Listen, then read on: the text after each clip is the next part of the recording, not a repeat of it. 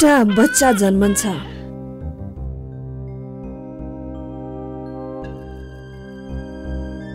धेरै आशा र सपना सँगसँगै लिएर रुन्छ, मुस्कुराउँछ, जिस्काउँछ, खेल्छ अनि भविष्यका ताना बाना बुन्दै जान्छ। कति आनन्द लाग्छ यी अबोध अनुहार देख्दा।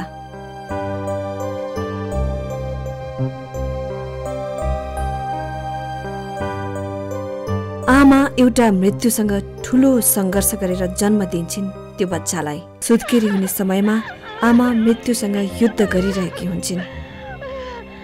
ठूलो पीडा र संघर्षको बीचमा कहिले आमाको जित हुन्छ। उनी एउटा नयाँ जीवनलाई यस धरतीमा ल्याउन सक्षम हुन्छन्। कहिले हार हुन्छ।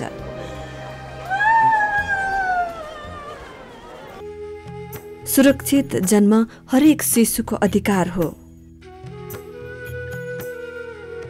तर सुरक्षित मातृत्वको अवधारणा अझै पनि गाउँ गाउँसम्म प्रभावकारी रूपले पुग्न सकेको छैन।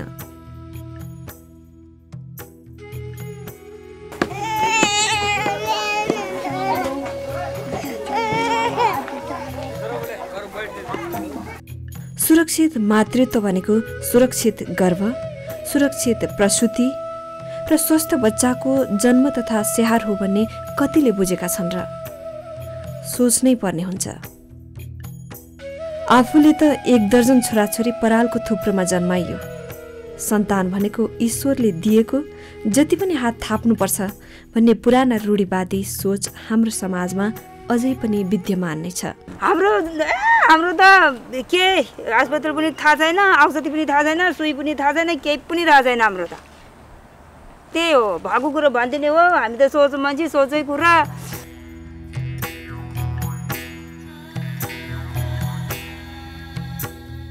अझै पनि धेरै महिलाहरू पुरुषको मनोरञ्जन लिने र सन्तान जन्माउने साधन मात्र बनेका छन्। पुरुषहरूबाट दासीको व्यवहार सहन महिलाहरू बाध्य छन्। मानव अधिकारको कुरा त अलि परै छाडौं।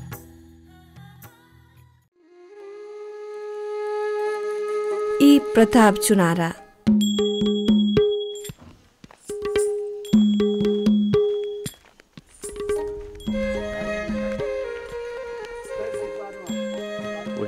सुदूरपश्चिम डडेलधुरा जिल्लाको समैजी गाउँमा यिनको घर छ। उमेरले 76 वर्ष पुगे। श्रीमती 3वटी, 2टी मरिसके। एउटी त बच्चा जन्माउन नसकेरै मरिन्। सन्तान 10वटा। अहिले कान्छी श्रीमती 30 वर्षकी छिन्, तर गर्भवती छिन्। आफू भने गाउँ चाहर्दै हिँड्छन्। गर्भवती श्रीमतीको मतलबै छैन।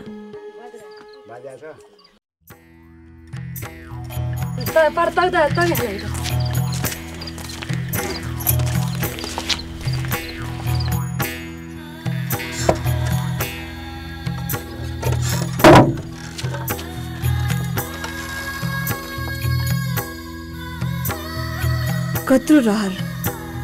प्रताप चुनाराकी श्रीमतीले क्यामेरामा फोटो खिच्ने भनेर आज नयाँ साडी लगाएर आएकी। तपाईँ अहिले कति वर्षको हुनुभयो? मलाई 76 भयो। 76? उहाँ चाहिँ को नि? यो मेरो घरवाली हो, श्रीमती हो। कतिवटी श्रीमती? श्रीमती 2टा मरिन्, त्यसरी यो 2टा मरिहाल्यो। तपाईँ कति वर्षको हुनुभयो? 30 वर्ष? अनि बच्चा बच्ची कतिवटा छन्? 4 छन्। यो बच्चा, यो त्यो छोरा हो, ऊ छोरी हो। दुई गाउँमा गए। अनि जम्मा बच्चा बच्ची कति? 2 बच्चा छन्। जम्मा यहीबाट 4 छन्। जम्मा सबै गरेर? यसैबाटको 4 छ। हो, अहिले पनि? अहिले पनि अब त्यो छ, पेटमा छ। अब यो महिनाको टुपातिरमा त्यो पनि पैदास हुन्छ। अनि 76 वर्षको उमेरमा पनि बच्चा? हजुर। किन? हजुर किन?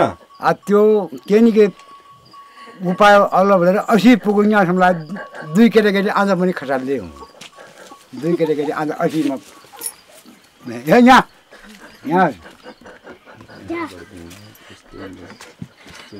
त्यसलाई आउनुहोस् न यहाँ आउनु त्यसलाई 40 पुगेको छैन मलाई 76 भयो 80 पुग्यो यहाँसम्मलाई यो काम गर्ने ए अब त पुगेन र बच्चा अनि कसरी पाल्नुहुन्छ? जसरी पालन चाहिँ जसरी यो पालन चाहिँ त्यसरी मैले पालाउँछ अनि गाह्रो हुन्छ नि त उहाँलाई। गाह्रो भयो म क्या हो मलाई दुःख त केही छैन मैले बाँच्यो बुढ्या म पाल्छु मैले मरिगयो भनेपछि यसले पाल्छ। अनि बच्चा पाउन गाह्रो हुन्छ नि त उहाँलाई। अब गाह्रो हुन्छ त्यसैलाई हुन्छ त्यो उमरदार स्वामी भए म बुढो भएँ त्यसलाई लोग्ने चाहियो। अब यो लोग्ने हो के हुन्छ कि यो आइमाईलाई यो सुरबालको फेरि पनि हालमा लाग्यो बढेपछि यिनीहरूको पेटमा बसेर जामी जान्छ। के गर्ने मैले ल अब भएन यो धेरै भएन 1-2 चाहिँ बनाउनु पर्यो हजुर 80 मा त पुरा मैले 80 वर्षमा मैले बाँच्यो बढेपछि 1-2 चाहिँ अझै बनाउनै पर्यो। तपाईँलाई अनि गाह्रो हुँदैन यत्रो उमेरमा 76 वर्ष भइसक्नुभयो गाह्रो हुँदैन बच्चा फेरि जन्माउन? मलाई आइमाले तपाईँको जानलाई त्यो त 3 जनाउनु म जान्दैन हुँदैन गाह्रो हुँदैन? हुन्छ अनि किन त अनि परिवार नियोजन गर्नु पर्यो नि। अब 80 नपुग्ने त गर्दैन 80 पुगेपछि पुइ गर्यो। उनका लागि श्रीमती एउटा वस्तु हो कठपुतली हो जता नचायो त्यतै नाच्ने। नाच म त जान्दैन नाच्छु पो त नाच क्या नाचे मुझे फुटा के ना जाने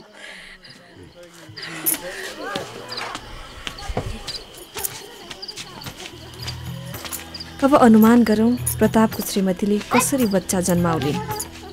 कति गाह्रो हुन्छ होला सुत्केरी हुने समयमा यिनको के बिजोक होला। प्रताप चुनारा त एउटा उदाहरण मात्र हुन्। यस्ता पात्रहरू हाम्रो समाजमा अझै पनि धेरै छन्।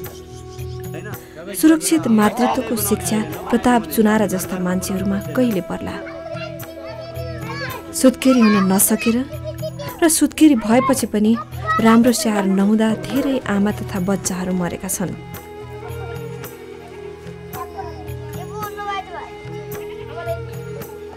यिनको नाम दाने पार्की। श्रीमती सुत्केरी भइन्, छोरा जन्मियो, सबै खुसी भए। तर बच्चा जन्मेपछि साल झरेन, त्यसकै कारण आमा मरिन्। बच्चा हुँदाखेरिमा बितेको अब यही बच्चा भयो राति 10 बजे त्यसपछि बच्चा भइसक्यो त्यसपछि साल चाहिँ आइन्थ्यो होइन। साल आएन हामीले बोल्यो कि अब 2 दिनपछि गाडेको भयो पल्ली हामीले भोलि बिहानतिर लैजाउँला भनेपछि अब 1-2 घन्टा भयो तर यहाँ बिहान 4 बजे छोडिदियो त्यसले राति। दानेले ठुलो पीडा सहनु पर्यो तर पछि उनले दोस्रो विवाह गरे।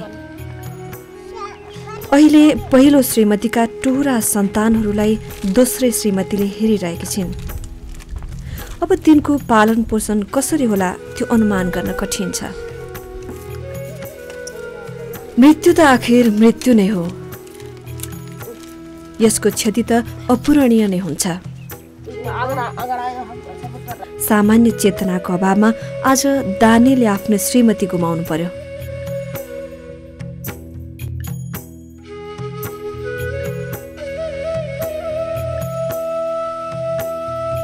यस्ता उदाहरणहरू धेरै छन्।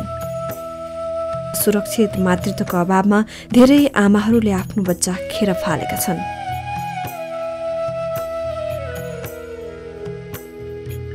धेरै अबोध बच्चाहरूले आमा भन्न नपाउँदै आफ्नो आमा गुमाएका छन् अनि धेरै बच्चाहरू जन्म लिएर पनि ख्याउटे, पिलन्दरे र रुन्चे भएका छन्।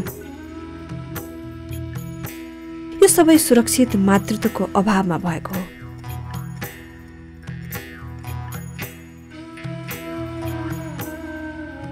फाटी धरती फाटी माछिरहन्छु तेराई कल फाटी धरती फाटी हे छोरी बसी घाँटी पासो लगाई मरु भने बसी घाँटी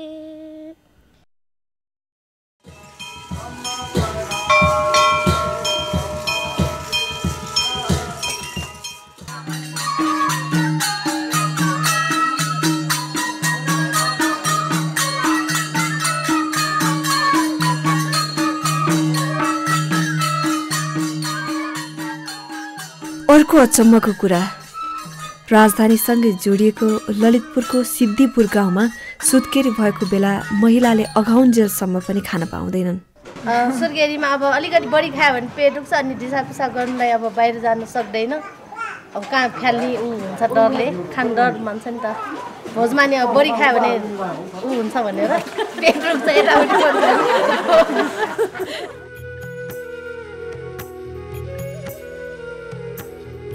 चाहे हिमाल होस् या पहाड या तराई, अधिकांश ग्रामीण क्षेत्रमा अझै पनि सुरक्षित मातृत्वबारे सचेतना पर्याप्त रूपमा पुग्न सकेको छैन।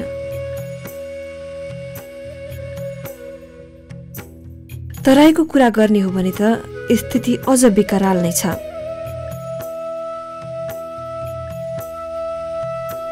धेरै आमाहरू प्रसव पीडाले मरेका छन्। धेरै नानीहरू टुहुरा पनि भएका छन्।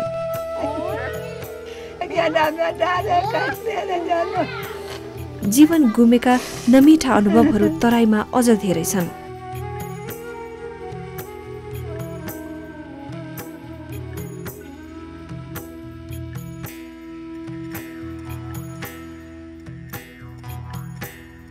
यो अनुहार कति टिट लाग्दो। सप्तरी बिसहरियाकी यी 22 वर्षीय चन्द्रिका देवी रामको सिउँदो उजाडियो। श्रीमानको मृत्युपछि 4वटा छोराछोरी र बुढा सासू ससुराको हेरविचार अब यिनैले गर्नुपर्छ। गरिबीले नराम्रोसँग जेलेको छ उनको जीवनलाई। यो सानो बच्चाले राम्रोसँग आफ्नो आमाको दुध पनि खान पाएको छैन। आमाले केही खाए पो दुध आओस्। नहीं खाए झुमै छै तब न दूध नहीं है बच्चा का। देह हाथ सूख गेलै, खाए नहीं भेटे छै। आने छै कतौ तब खाइ छियै। देह में खून नहीं छै, कमजोर सा तब नहीं दूध है छै।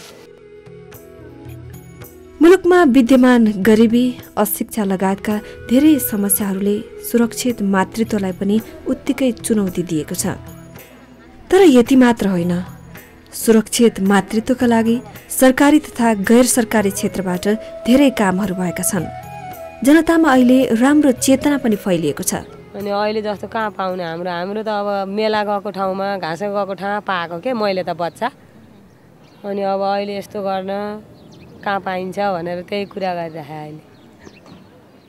अनि त्यति बेला त अनि धेरै आङ खस्नी पनि धेरै त्यति बेला त्यो बाढा नि हुन्थ्यो क्या। अब हाम्रो 10 दिनमा 11 दिनमा काम गर्ने हिँड्नु पर्ने, भारी बोक्नु हिँड्नु पर्ने, घाँस काट्न हिँड्नु पर्ने, भैँसीको भकारो तान्नु पर्ने। अब अहिलेको मान्छेलाई त त्यस्तो हुँदैन नि होइन। 6-7 महिनासम्म स्याहारै गरेर राख्छन्। अब हामी नै स्याहार गरेर राख्छौँ होइन।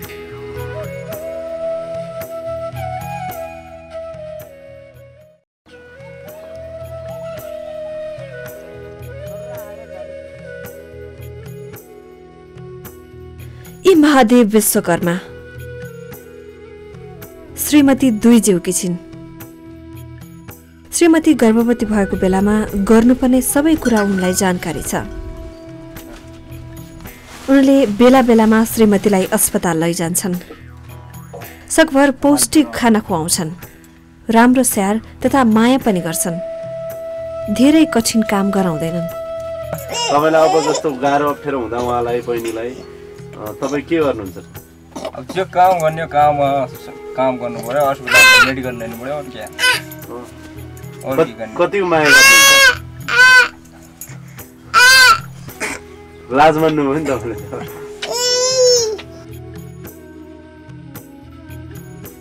श्रीमती सुत्केरी हुनका लागि गर्नुपर्ने तयारीबारे महादेव सचेत छन् र चाँजो पाँजो पनि मिलाउँदैछन्।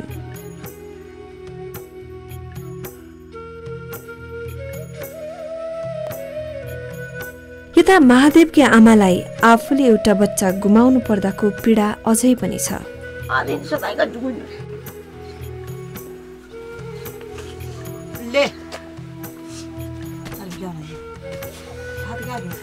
त्यसैले उनी पनि आफूलाई जस्तै बुहारीलाई यस्तो नहोस् भनेर चनाखो छिन्। हेटौँडा कमाने टोलका यी राम पुकार विष्ट पेसाले गाउँका चर्चित धामी हुन्। सबैले सुत्केरी गराउन अस्पताल लगेको सुनेपछि उनीहरूले पनि आफ्नी बुहारीलाई अस्पताल लगे। झाँक्री त आफै थिएँ, यसो यताउति गरेर भएन के गर्नु। आफै झाँक्री मान्छे तपाईँलाई विश्वास लाग्यो? विश्वास अब यसो अब बेला अहिले त अब अलिकति बिरामीमा नि हस्पिटल कुदाउँछन्, यताउति गर्छन् होइन। आफूलाई चाहिँ अब यताउति झारफुक गर्छु, यताउति बाबुले पहिलादेखि सिकाएको यसो गरेँ, यसो हेर विचार गरेँ। अब हुँदैन, अब लगान सागान छैन भने अनि दौडाउँछौँ नि, त्यो विश्वास गर्नु पऱ्यो नि। पहिला त विश्वास गर्नु पऱ्यो नि। अहिले अब जाने कि विश्वास नलागेपछि त अब झाँक्री विश्वास नलागेपछि त अनि जाउँ जाउँ सबैले अब मर्ने भयो हस्पिटल लैजाउँ भन्नु थाल्यो। ल जाउँ त जाउँ जाउँ भनेर लिएर गइयो। अब यता फुच्ची जन्मिची। आफ्नो आमाको उनी 10औं सन्तान भएको सुनाउँदै आजकल 2 सन्तान भयो कि पुग्यो भन्दा उनलाई पनि अचम्मै लागेको छ। बच्चा जन्मने अब यो बेला अब यस्तो परिस्थिति नै थिएन त। 12वटा 13वटा 14वटा अब हाम्रो आमाले पायो 10-11वटा बच्चा। म मुनिको 9वटा बहिनी, म 10वटा मै हुँ। छोरा जन्मेको मै एउटा 8वटा बहिनी हेर्नुहोस् है। अहिले त अब कहाँ एउटा छोरा एउटा छोरी भएपछि पुग्यो रे कि दुइटै छोरा भयो भने पुग्यो रे भन्न थाल्यो। हेर्नुहोस् अहिले र पहिलाको कुरा धेरै अन्तर भयो नि त। विभिन्न सरकारी तथा गैर सरकारी निकायले सुरक्षित मातृत्वका लागि अभियान नै चलाएका छन्। यसले समाजमा ठूलो परिवर्तन ल्याएको छ। ढिलै भए पनि सरकारले मुलुकभर प्रसुति सेवालाई निःशुल्क गरेको छ। यो निकै सराहनीय पक्ष हो, तर यतिले मात्र पुग्दैन। अब पनि सुरक्षित मातृत्वको अभावमा धेरै आमाहरूले सन्तान गुमाउनु नपरोस्। धेरै बच्चाहरू टुहुरा हुनु नपरोस्।